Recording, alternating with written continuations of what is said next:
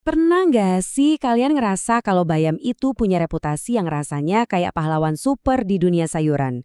Kalian nggak sendirian kok. Tapi kira-kira reputasi itu murni karena sains atau jangan-jangan ada bumbu-bumbu fiksi di dalamnya? Hari ini kita bakal bedah tuntas kebenaran di balik sayuran hijau paling legendaris di dunia ini. Percaya nggak kalau ketenaran bayam itu asalnya dari salah ketik? Iya, kalian nggak salah dengar. Jadi di abad ke-19 dulu, ada salah ketik ilmiah yang super masif yang ngeklaim kalau bayam itu punya 35 miligram zat besi. Padahal angka aslinya tuh cuma 2,7 miligram. Jauh banget kan? Nah, kesalahan titik desimal sepele ini yang akhirnya memicu munculnya mitos melegenda si Popeye. Kalian tahu kan kartun yang sukses meyakinkan jutaan anak di seluruh dunia kalau makan sekaleng bayam bakal ngasih mereka otot baja dalam hitungan detik. Oke, kita masuk ke bagian pertama, sang superfood legendaris. Walaupun mitos Popeye itu jelas-jelas agak berlebihan, tapi jujur aja, bayam emang pantas banget menyandang gelar superfood sampai hari ini. Buat paham gimana bayam bisa jadi sensasi global, kita harus intip dulu sejarah perjalanannya yang luar biasa. Ternyata, manusia udah ngandelin tanaman hijau tua ini sejak abad ke-7 di Tiongkok kuno loh. Dari sana, bayam jalan-jalan melintasi Persia, terus dibawa sama bangsa Spanyol ke Eropa di era modern, sebelum akhirnya menyebar ke seluruh penjuru dunia dan meledak lewat fenomena Popeye di awal tahun 1900-an. Bayam bisa bertahan melintasi berbagai zaman ya karena satu alasan simpel, sayuran ini benar-benar bawa efek nyata buat tubuh kita. Lanjut ke bagian kedua, segudang manfaat kesehatan. Nah, ini bagian yang paling seru. Gelar superfood yang nempel di bayam itu sama sekali bukan isapan jempol, karena 100% di backing sama ilmu gizi modern. Coba bayangin, dalam 100 gram bayam, kalorinya itu cuma 23. Kenapa bisa serendah itu? Karena 91% kandungannya itu murni air. Sisanya padat sama karbohidrat rendah, serat larut yang bikin kenyang, dan protein esensial. Komposisi ini otomatis bikin bayam jadi alat penurun berat badan yang sangat elit. Kita bisa merasa kenyang lebih lama tanpa perlu numpuk kalori kosong di tubuh. Poin krusialnya begini, cuma dengan makan satu porsi bayam aja, tubuh kalian udah langsung kebanjiran lebih dari 400% kebutuhan harian vitamin K1. Nggak cuma itu, ada juga tembakan masif dari vitamin A, vitamin C, magnesium, dan folat. Folat atau vitamin B9 ini, buat kalian yang belum tahu, super penting buat ibu hamil untuk mencegah cacat saraf pada janin. Terus gimana buat kesehatan jantung? Nah, kandungan nitrat alami di bayam ini ibaratnya ngebukain jalan tol buat pembuluh darah kita. Aliran darah jadi lancar, beban kerja jantung otomatis jadi lebih ringan, bahkan bisa nurunin tekanan darah sampai 5 jam setelah dimakan. Di waktu yang sama, ada senyawa namanya asam alfa lipoat yang kerja keras menstabilkan kadar glukosa dan ningkatin sensitivitas insulin. Kabar yang pastinya sangat menggembirakan buat para penderita diabetes. Hebatnya lagi, sayuran ini bertindak kayak perisai biologis. Di dalamnya ada flavonoids yang secara aktif ngerem pembelahan sel kanker. Terus buat mata kalian, ada antioksidan bernama lutein dan zeaxanthin yang kerjanya nyaring sinar UV berbahaya. Jadi retina kalian tetap terlindungi dari kerusakan. Bener-bener kayak pakai kacamata hitam dari dalam tubuh. Di luar masalah jantung dan mata, masih ada banyak kejutan lain. Antioksidan kuatnya bisa nunda penuaan otak, ngebantu banget terapi asma karena dia ngurangin stres oksidatif, dan mempercepat penyembuhan luka. Bonusnya, vitamin C di bayam juga ngerangsang produksi kolagen, yang artinya kulit dan rambut kalian bakal makin mulus dan sehat. Siapa coba yang nggak mau? Tapi, kita masuk ke bagian ketiga nih. Waspada sisi gelap bayam. Yap, nggak ada pahlawan super tanpa kelemahan kan?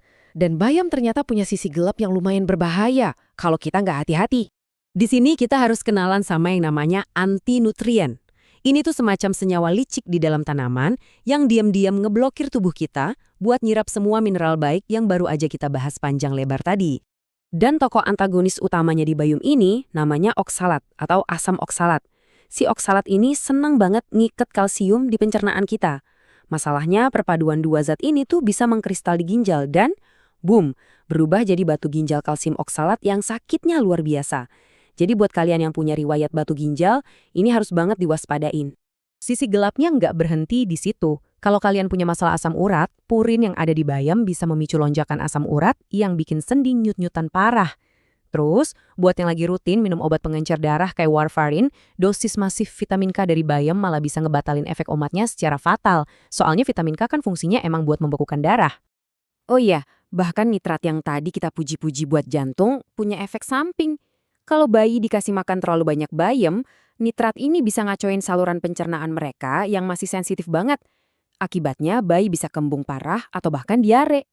Nah, selain efek samping tadi, ada lagi nih satu ketakutan yang sering beredar. Kita masuk ke bagian keempat, mitos beracun jika dipanaskan. Jujur deh, berapa kali ibu atau nenek kalian ngelarang keras manasin ulang sayur bayam karena katanya bakal berubah jadi racun mematikan? Mitosnya kan bilang kalau bayam dipanasin ulang tuh nitratnya instan berubah jadi karsinogen beracun saat itu juga. Tapi mari kita luruskan fakta ilmiahnya.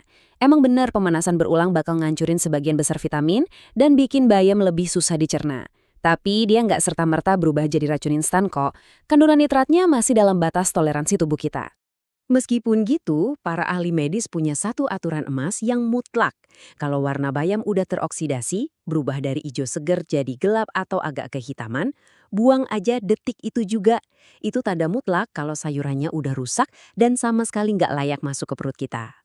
Tenang-tenang, jangan buru-buru takut makan bayam.